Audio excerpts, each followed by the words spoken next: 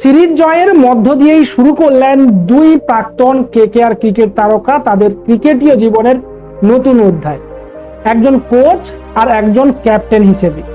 Coach এবং ক্যাপ্টেনের অসাধারণ জুটি আমরা দেখতে পাচ্ছি। শ্রীলঙ্কার বিপক্ষে 3 ম্যাচের টি-20 সিরিজ ভারত কিন্তু জিতে নিল খুব সহজেই। শ্রীলঙ্কাকে তারা হোয়াইট ওয়াশ করলো।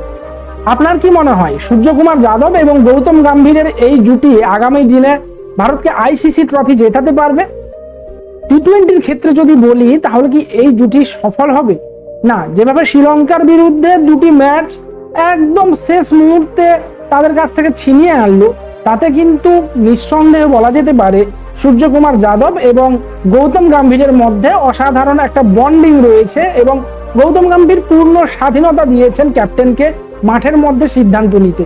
তাই হয়তো এই ধরনের বোল্ড ডিসিশন তিনি নিতে পেরেছেন এবং তিনি সর্বশেষে সফল হয়েছেন। অনেকে মনে করছিলেন গৌতম গম্ভীরের সঙ্গে টিমের বাকি সদস্যদের সঙ্গে হয়তো বন্ডিংটা ঠিকঠাক হবে না। যেভাবে বিরাট কোহলির সঙ্গে গৌতম গম্ভীরের ঝামেলা আইপিএল এর সময়ও সামনে এসেছিল, তারপরে মনে হয়েছিল যে গৌতম গম্ভীর মানুষটা বোধহয় খুব রাফ টাফ ধরনের একজন মানুষ, তার সঙ্গে টিমের যে অন্যান্য ক্রিকেট প্লেয়াররা থাকবে তাদের সঙ্গে বনিবনা বা সম্পর্ক ঠিকঠাক বসবে না। কিন্তু এখানে আমরা সম্পূর্ণ উল্টো ছবি দেখলাম।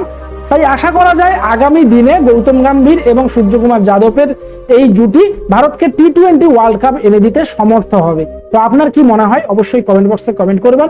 ভালো লাগলে লাইক শেয়ার করবেন, চ্যানেলে নতুন হলে চ্যানেলটাকে সাবস্ক্রাইব করতে ভুলবেন না। আর আপনি যদি ফেসবুক পেজে এই ভিডিও দেখে থাকেন তাহলে অবশ্যই পেজটাকে ফলো করে দিবেন। দেখা হচ্ছে নেক্সট ভিডিওতে। জয় হিন্দ।